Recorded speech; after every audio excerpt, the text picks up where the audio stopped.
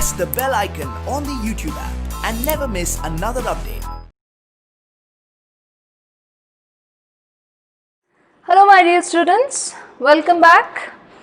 We were discussing a few things related to the chapter, that is why do we need a parliament. We have already discussed many things related to this, that is what is parliamentary form of government, what is parliament in actual, why do we need parliament, what is the functions, okay, like before to function, why do we need a parliament, okay, the composition of parliament, that is Rajya Sabha, Lok Sabha and the president. We have discussed about Rajya Sabha and Lok Sabha, how many members are there. We even did discuss about the qualification that is necessary to be the member of Rajya Sabha and Lok Sabha. We even did discuss about the role of the parliament, right? Role of the parliament in the government to carry out the work of the government. What is the role of the parliament? We did discuss about even these things. We did even discuss the functions of parliament, that is there are three functions. Very first is to select the national government, to control, guide and inform the government. The third is lawmaking. So we had discussed about the very first function, that is to select the like a national government, wherein we came across few of the terms, that is ruling government, your opposition government, coalition government. So what is ruling government? Wherein the majority wins, right? The majority, any of the party with a majority votes, if at all it wins, then that particular party will be called as the ruling party. So that is how the parliament chooses or selects the national government. We had discussed about this, to select the national government. So how it is selected, how it elects, what all like it has to even elect the executive. We did discuss about this, right? So we even did discuss few of the terms that is used, okay, parliamentary terms, okay, or say law terms, that is starred question, unstarred question, okay. Do you remember something out of these things what we had discussed? Hope you remember all those things, okay. So that we had discussed. So today let us know about the second important function, that is to control, guide and inform the government. What is this controlling or guiding or informing the government? Who will be informing whom? How do they inform the government? So let us know about those things in detail. See, the session begins, as I did tell you about the session, right? See, what is a session here? What do you mean by session? When it comes to session, see, sessions, there are three sessions, okay, as I told you. So very first session is your like a summer session, the second is monsoon and the third is winter session. So these are the three sessions. So the session starts with, okay, your session starts with the question hour. So what is this question hour? First hour of sitting is devoted to the questions that MP raises about any aspect of administrative activity. So when it comes to yes, so when it comes to this particular thing, that is a session, okay, so when it comes to session, what they say, the session always begins with the question hour. Yesterday we did discuss about certain things here, that is starred question, unstarred question, short notice question. Starred notice questions are the one wherein those questions are asked by the ministers itself to the ruling government, wherein those have to be answered by the ruling party. So unstarred questions are the one wherein the answer will be given through written the statement. Okay, so short notice are the one wherein within a shorter period of time the notice has to be given and the question has to be discussed, which are of prime importance. So that is what is being said here. So those questions are taken for the discussion. Okay, the first hour which is being, okay, so it is like say it is being taken as a sitting. The first hour of sitting is devoted to the questions that has been asked or raised by the MPs in any aspect of administrative activity. In relation to the administrative activity, if at all the MPs are raising any question, so the total hour that has been spent just to answer those questions will be called as the question hour. So this is how the parliament controls the executive, because the executive should answer, right? The executives are answerable to the question that has been raised to them, that has been asked to them. They have to answer how they are executing the laws, how the executive is working, whether that is working in the manner required or whether they are just working. So that is what has been said, that is what has been discussed here. So this is how the parliament controls the executive. As I told you, the parliament, when I said to select the national government, there they elect the executive, right? Does it just elects? No, it even controls them by putting the question, by questioning them, saying that have you done this or have you not done? If not done, why have you not done?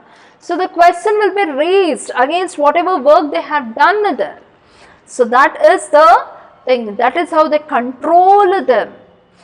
So they make them alert to the shortcomings, nothing but the works they have not completed within the given span of time, or the needs they have not met. Needs of whom? Needs of the people. The needs of the people, if you are not met, if the executive has failed to meet the needs, then those are alerted. The shortcomings, okay, the shortcomings, those things which were supposed to be met, those things which are supposed to be answered, okay, so like shortcomings, what have you done? Why have you not done that? Okay, what is the reason you have failed to do that particular work? So that will be taken as the, a question hour. So see, this 3 session, that is budget session, what we call, that is February to May. Okay, even that is termed as summer session. Budget session also we consider it.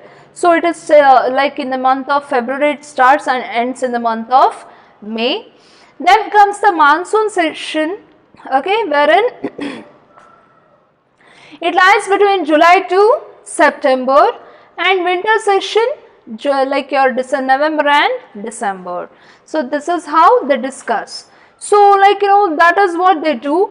And when it comes to the particular thing, that is yes, a sitting of parliament can be terminated by adjournment. Yesterday we were supposed to discuss about the meaning called adjournment, right? So what is this adjournment?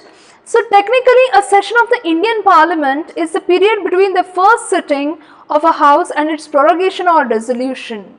So before, see what happens, see, technically the meaning is a session of the Indian Parliament is the period between the first sitting of the house and its prorogation. Okay, the period between the prorogation of a house and its reassemble in a new session is called the adjournment. Nothing but the time period. Okay, the time period that has been taken as a break. Now the session has started, they take a break and again they start with the session. So that itself is called as adjournment, adjourned. Okay, we call it as an adjournment. So there are 3 sessions, that is budget session, your monsoon session, budget session is also called as summer session, okay, winter session and the monsoon session. So to control and guide what this parliament does, it questions the executive so that they answer the things in the manner required, and even the opinion of people will be taken for that. They have to consider the opinion of the people, right? What actually people want, whether the needs of the people are being satisfied, whether the needs of the people are reached. They want the answers, right? So that's the reason they always try to control the executive. They always try to control the executives here. Not only that, the opposition party plays the critical role here. Always remember, the opposition party, it plays a critical role. Why?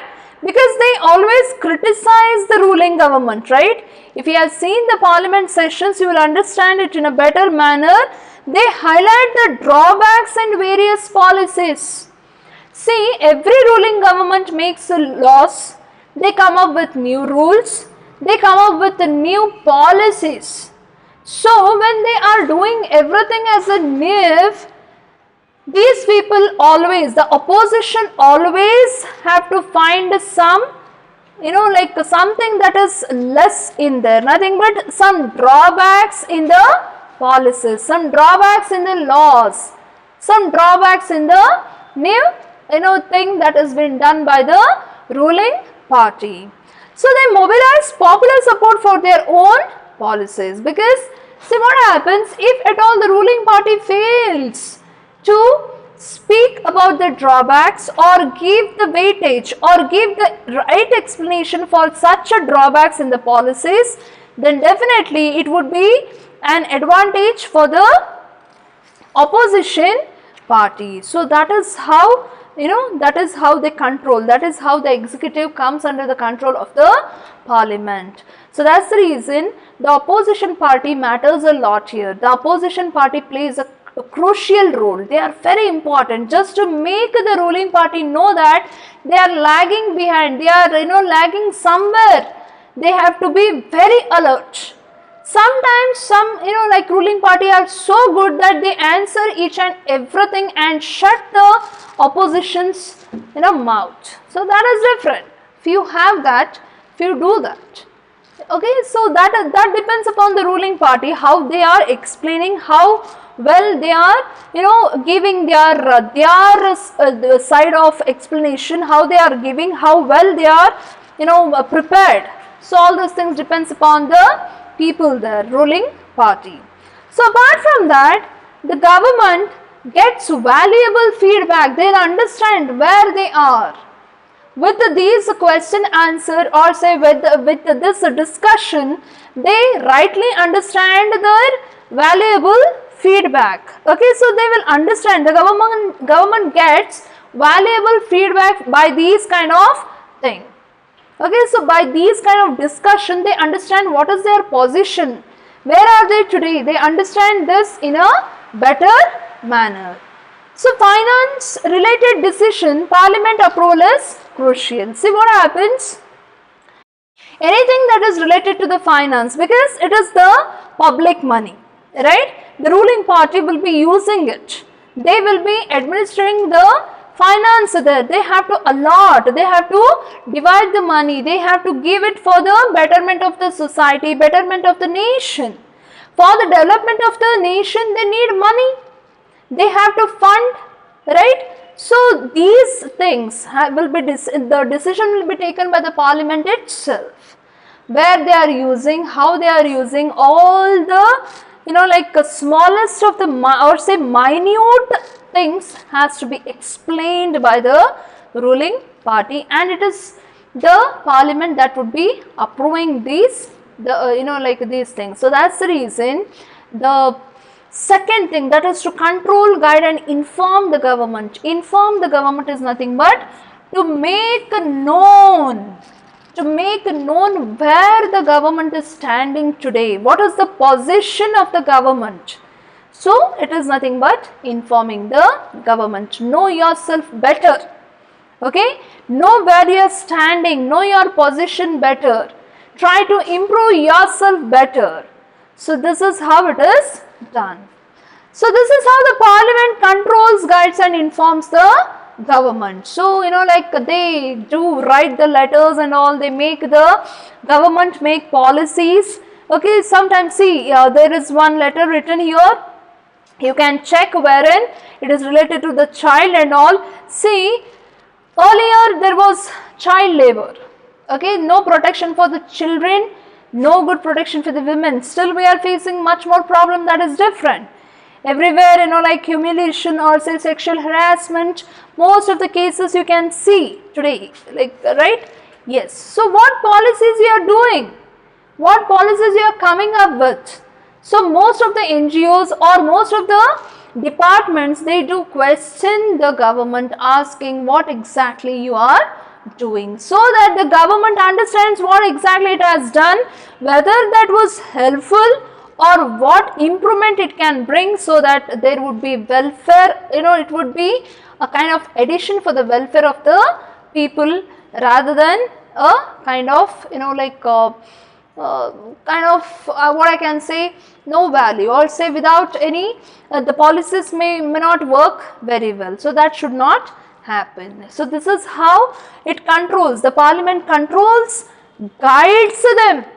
In what way it guides? It gives its opinion, it gives its maybe it gives the opinion saying that yes, this can be done, alteration, okay, it alters, it modifies, actually the discussion will be done, okay. So that is how it guides and informs the government. The third function is law-making function. What is this law-making function? It is nothing but the parliament makes the laws. See what happens whenever it feels necessary that yes, a new law has to come into existence, they send a bill. What is this bill? A bill is a draft, or a proposed law. So whatever proposal given by the parliament, it might be introduced by the Rajya Sabha, introduced in Rajya Sabha or probably in Lok Sabha, does not matter. Apart from money bill, any bills can be discussed anywhere. Okay, what is this money bill then? Bill, see, it is done through, law making is done through a bill. Okay, and bill, it has got three kinds. That is money bill. Okay, very first is money bill. The second one is ordinary bill. And the third one is constitutional bill. Okay, the third one is constitutional bill. What are these bills then? What is a money bill? See, money bill can be introduced only in Lok Sabha and only by ruling party. So that is the main thing here. Okay, so that is where the difference between Rajya Sabha and Lok Sabha can be done. So Lok Sabha is more powerful on the issue of money bill, as it is related to the money, how it has to be spent, where it has to be spent, etc. So it has to be decided. So Lok Sabha has got more power because it is the representative of people. And after 3 readings of the bill, it is sent to the Rajya Sabha. Rajya Sabha can make only suggestions here. They cannot modify anything in the money bill. So money bill is totally in the hands of Lok Sabha itself.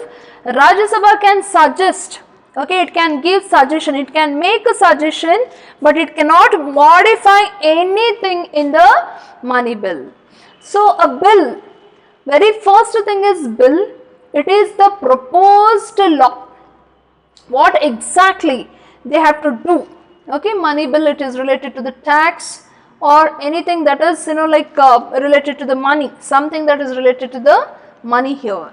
So when it comes to your yes, so that is where money bill cannot be changed here. Okay, money bill cannot be changed, so it cannot be taken by your Rajya Sabha. Rajya Sabha cannot discuss about money bill. It is deemed to have passed, money bill, it is given, it is mentioned in under article 110 of the constitution. Okay, so when it comes to money bill, it is very much important. It may be introduced only in Lok Sabha, as I told you. Okay, so money bill, it does not indicate that it is a money bill itself. In this context, it is related to types of bill. Okay, so money bill, again it consists of taxation, anything that is related to taxation, borrowing of money by the government, some consolidated receipt that has to be given. All these things will be considered in the money bill. As I told you, taxation, something related to tax and all, that will be taken care in the money bill itself. The second one is the ordinary bill. So any member may introduce this. There is no compulsion as such, like unlike money bill has to be introduced in the Lok Sabha itself. This ordinary bill can be given. It is related to anything. It can be related to anything there. Okay, it can be related to anything here. Money bill, ordinary bill, it can be anything. So when it comes to ordinary bill, so like what they say, it can be introduced by any of the house here. So it can be either in Rajya Sabha or say Lok Sabha, and once it is introduced in one house and once they read it, it goes to the other house. So once the introduction, imagine today it has been introduced in the Rajya Sabha and they read it out, and if there are no furthermore discussion, then it goes to the Lok Sabha. And if any change is needed, the house may send it to the house where it originated. Imagine, as I told you, today Rajya Sabha has sent it, okay, to the Lok Sabha. Lok Sabha reads it, and if at all Lok Sabha feels that yes, we need certain changes in this, then it informs the Rajya Sabha the same, saying that there has to be certain changes to be brought in the bill. So if refused to do so, see, if you like, time is given, time will be given. If the other house refuses to do within 6 months, then the president calls for a joint session. Rajya Sabha and Lok Sabha will be brought under one session. Like joint session will be, like they sit for a joint session and they discuss about the thing that were supposed to be modified here. So the next is, after discussion, the bill will be passed and goes to the president. The president has to assent it, then only it becomes the law.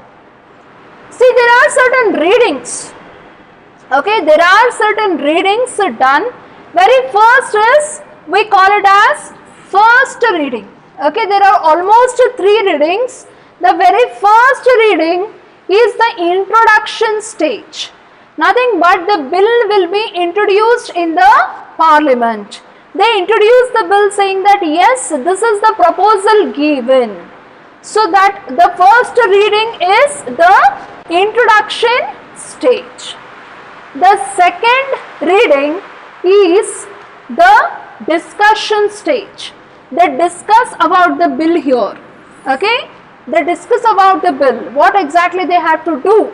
How it has to be done. Whether there is any modification that has to be done in the bill. Do they need any changes in there? So all those things will be done in the second stage, that is second reading, it deals with the discussion stage. The third reading, it is the voting stage. The third reading, it is the third or say the final stage wherein the voting are supposed to be done, and it is the final stage. Once the voting and all is done, once everybody accepts it, there is no furthermore modification needed, there is no furthermore changes that is supposed to be done, then it goes for the consent. Consent of whom? Consent of the president. So the president consent, president has to assent it, president has to sign it. Once the president signs, okay, once the president puts his signature, then the bill, okay, the proposed law actually becomes the law. Okay, it actually becomes the law there. So that will be, like later on they call it as an act or say law, rules and regulations, orders, etc. All those things will be taken up according to the acts there. So bill is nothing but the proposed law. It is the proposed law. So how do they make the law? There are stages here. The first reading, second reading, third reading and the consent or say the assent. First reading, here it is the introduction stage wherein the bill will be introduced in the particular house. Second reading, it is the discussion stage. And the third reading, it is the voting stage related to that particular thing, wherein they come up with the decision. So that is how the law is made here. So when it comes to the ordinary bill, okay, ordinary bill, that is how they come up with the ordinary bill. Then what is this constitutional bill? The constitutional bill is for the amendment of the constitution. We have discussed about the constitution, right? How constitution came into existence, we have already discussed about it. If at all we want to bring any changes, then it will be done under constitutional bill, and that can be introduced in any of the house, either Lok Sabha or say the Rajya Sabha. So this is all about the functions of the parliament, wherein the first function is to select the national government, second is to control, guide and inform the government, the third is law making, that is how they have to make the, how they do the laws there. So this is all about the functions. Now let us know about who are the people who are working in the parliament then. See, parliament now has more people as compared to the early stage. Or say, earlier parliament used to be very choosy people were there. Okay, now we have people from different backgrounds because of the reservation of the seats. We have people from even rural areas. We have people from different areas. Okay, so that is the reason parliament is the combination of people. Okay, no doubt it is like your Rajya Sabha and Lok Sabha, the main thing, but the people are from different areas, people are from different backgrounds. So it has been observed that representative democracy cannot produce a perfect reflection of society. No doubt democracy cannot bring up the reflection of the society. What happens? Because of the interest, okay, the interest and experience, it separates us. It is important to ensure communities that has been historically marginalized. So see, because of the reservation itself, we can see much more people in the parliament. So different background people can be seen in the parliament. See, earlier there were much more problems, or say there were many more division on the basis of interest and all. So on the basis of interest, or say on the basis of communities and all, there were many differences.